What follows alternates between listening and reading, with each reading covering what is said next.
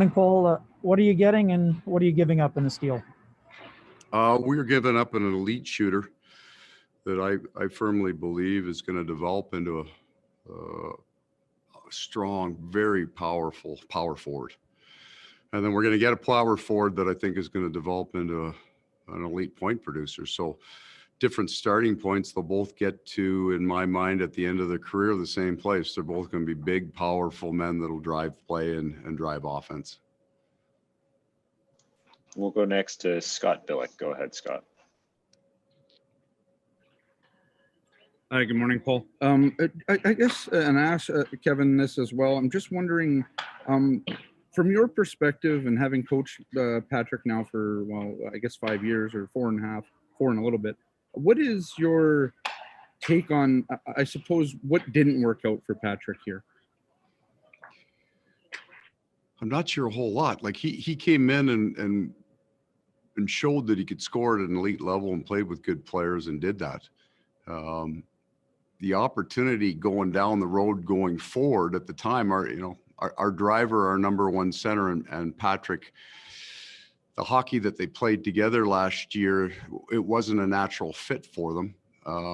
That might be it when he looked at, where he would end up, who he would play with.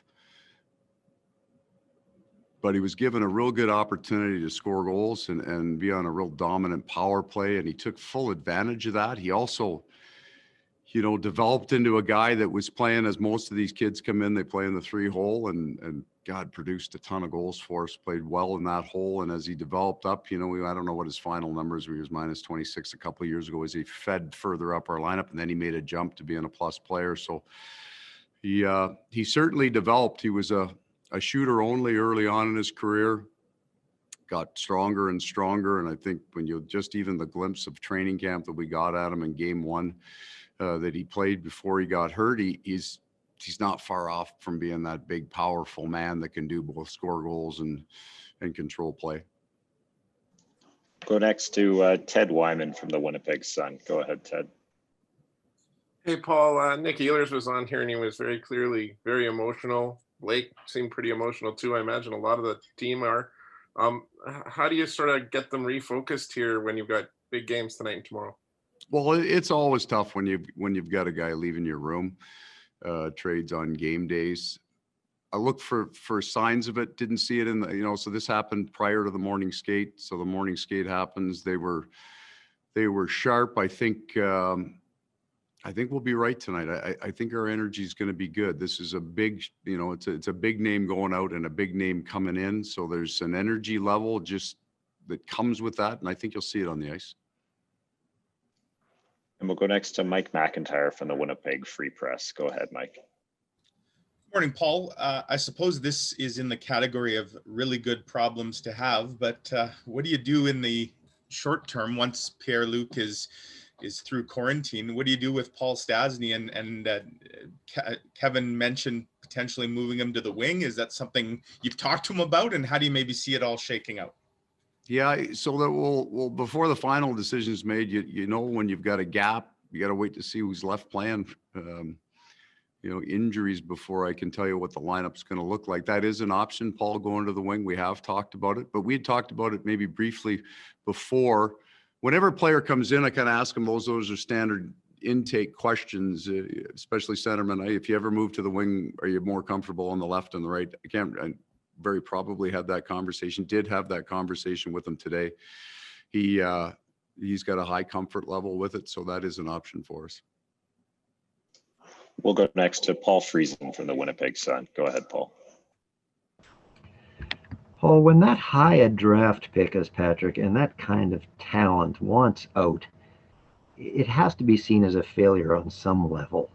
How much of that do you accept?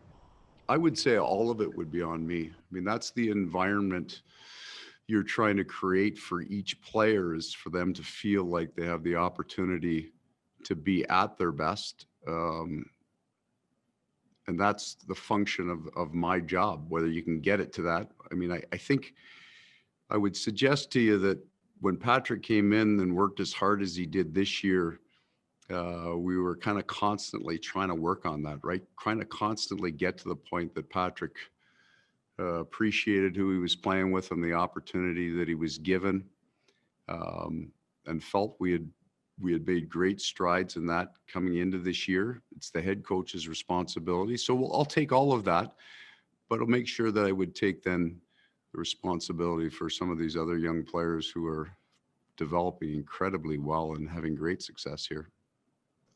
We'll go next to Sarah Lesky from TSN. Go ahead, Sarah.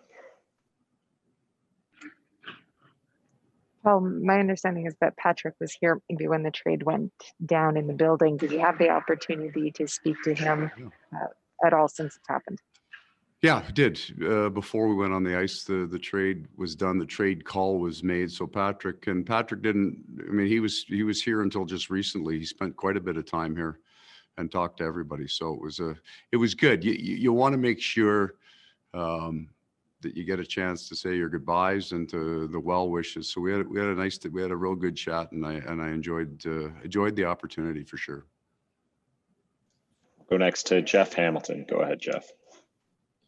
Hey, Paul, it wasn't exactly a quiet exit for Pierre-Luc Dubois from Columbus. And I'm curious, for an organization that prides itself on character, when you see a player who seemingly had some evidence that he gave up on his teammates, if you're wondering what exactly you're inheriting.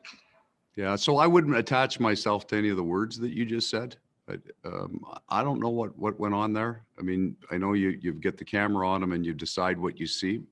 None of us were a part of what went on there. You have no idea what went on in the background. So I'd be careful with my character assassinations before I get to meet the man. He'll walk in here, he'll present himself. We'll accept him with open arms, as we always do with new players, and we'll judge him by how he becomes a Winnipeg Jet. We'll go next to Sean Reynolds from Sportsnet. Go ahead, Sean.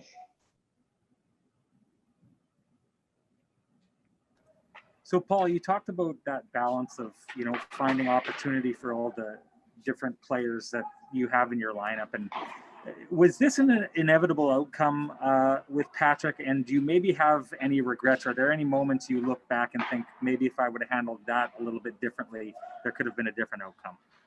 I think if you have a long enough relationship with any player, your wife, whatever, there are always moments, your family, that you would look back and say, maybe if I had handled this situation a little bit differently, we could have a slightly different outcome. But at the end of the day, for Patrik, he was getting better.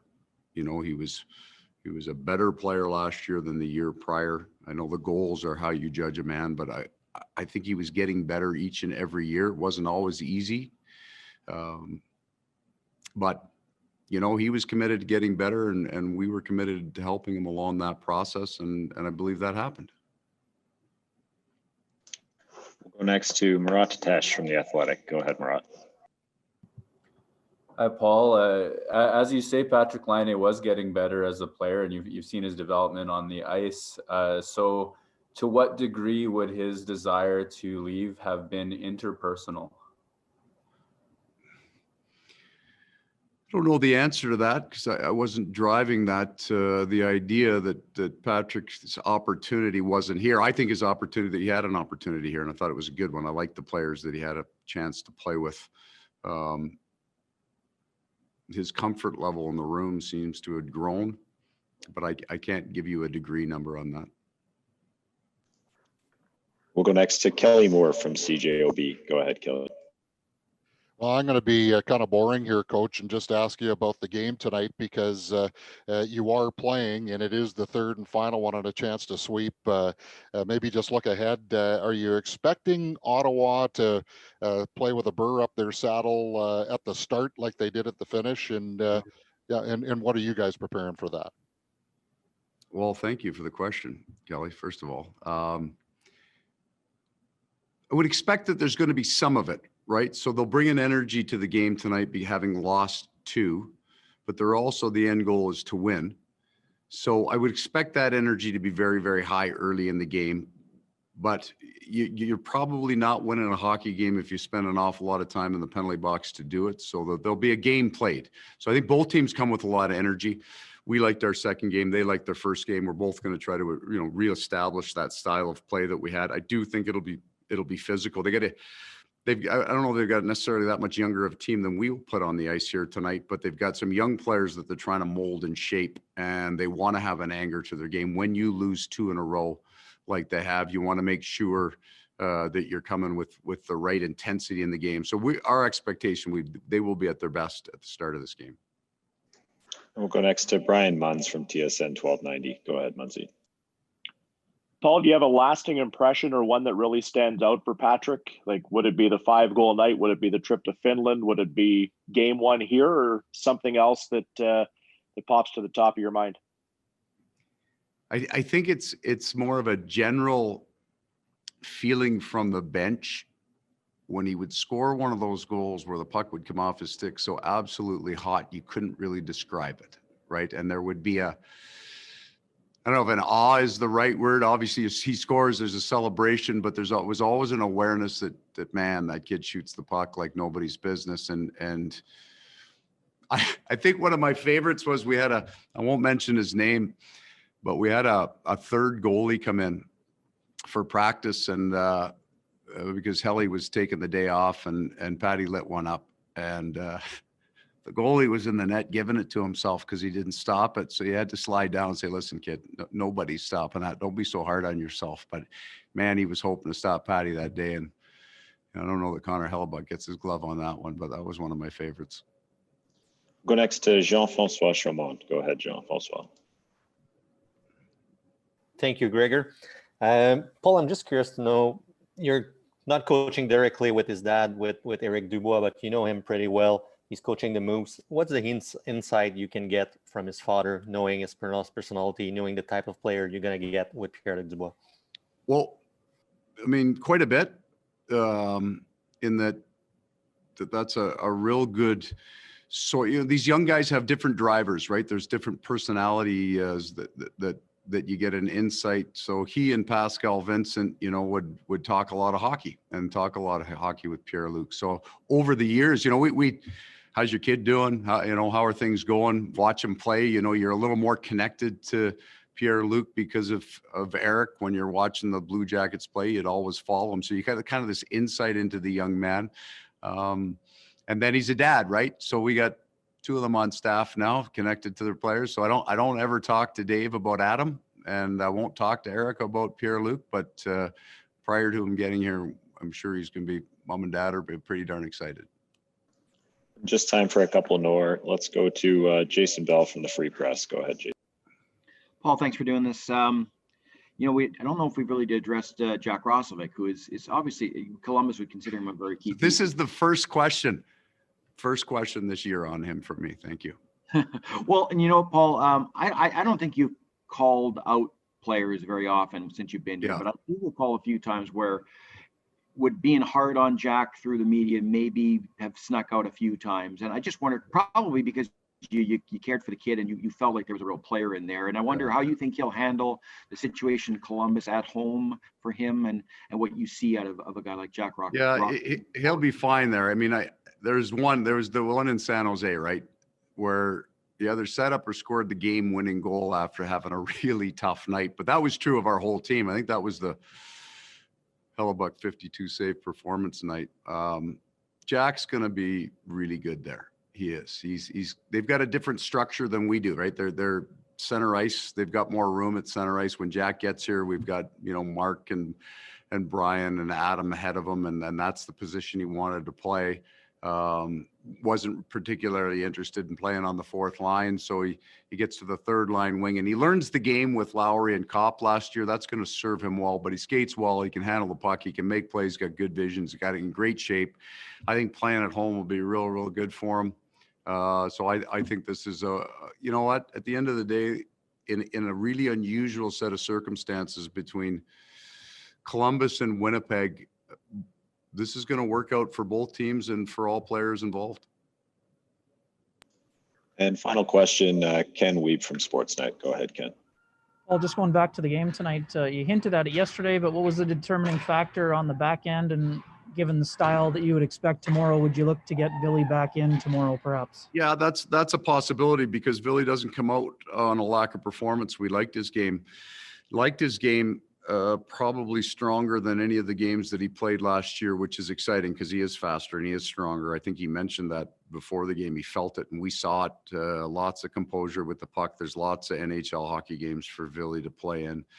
But I'm really pleased where Logan Stanley's at. And sometimes these young guys, what they're lacking is a little bit of NHL confidence. They're not sure if they can play. And Logan on a daily basis now, not just the game, so that in practice is starting to show a little bit more of the asset base that he has and a big man that moves. So Villy was a good player for us and came out of the lineup, and he's going to get an opportunity to get back in.